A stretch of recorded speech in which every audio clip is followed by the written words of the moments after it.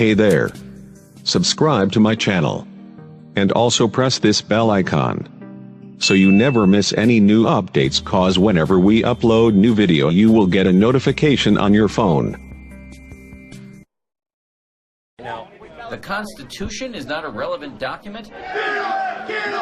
This thinking may help explain the increasingly violent protests against conservative speakers on campus. By shortly after 7 p.m. here at the University of Utah, Ben Shapiro is backstage ready to go on after his security team sneaked him into the building.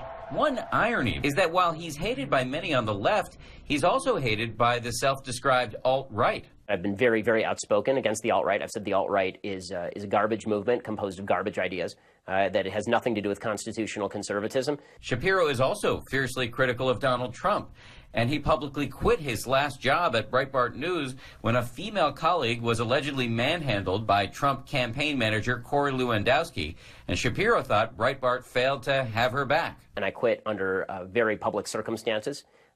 Because Breitbart had been turning itself into a Trump propaganda arm, and the alt-right really liked President Trump, or then candidate Trump. What kind of blowback have you received? Well, I mean, aside from the 7,400-odd anti-Semitic tweets that I received from March to November of last year, death threats in the mail, death threats on my phone, death threats at my business phone. Which is why Shapiro finds it hard to believe that protesters call him a white supremacist.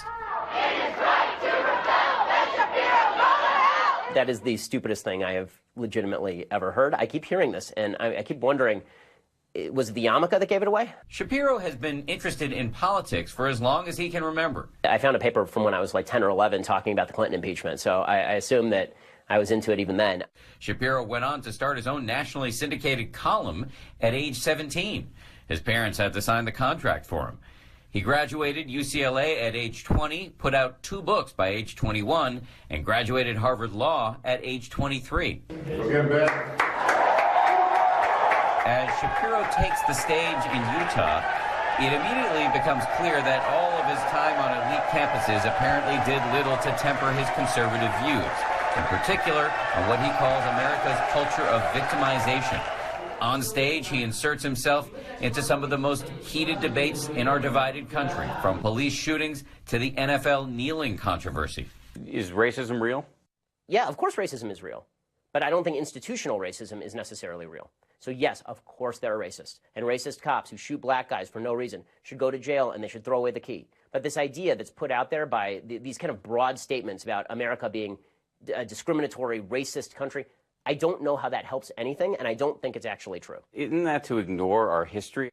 It's inarguable that slavery existed, and 100%. After that, Jim Crow. Yes. You want to talk about Jim Crow and slavery? Of course. The question is, what is the remedy now? Is the remedy now to blame people who are living today who had nothing to do with Jim Crow or slavery? I didn't hold slaves, did you?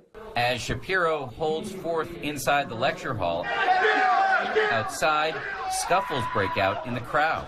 The hierarchy of victimhood goes something like this. If you're LGBT, and Q, then we suggest that you are at the very top of the victimhood hierarchy, and then black folks, and then Hispanic folks, and then women, and then Jews, and then Asians, and then way down at the bottom, white straight males. Does it ever strike you as somewhat off to be in a room kind of making light of victim culture and having this kind of hearty laughter and looking around and seeing that the vast majority of the faces are white?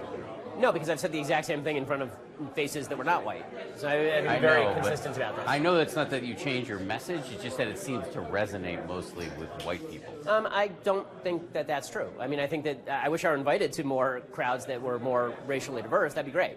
No one got hurt tonight, but 2 protesters did get arrested. Even as a man caught in the white-hot center of the madness that is American politics today, he says he is optimistic. We're at such a divided and venomous time in this country. You're right in the middle of it. Do you have any optimism that it'll get better anytime soon? Yeah, I think there's going to be a backlash. I think that there's going to be a strong backlash for people who are tired of it and want to stand up for basic rights that we can all agree on.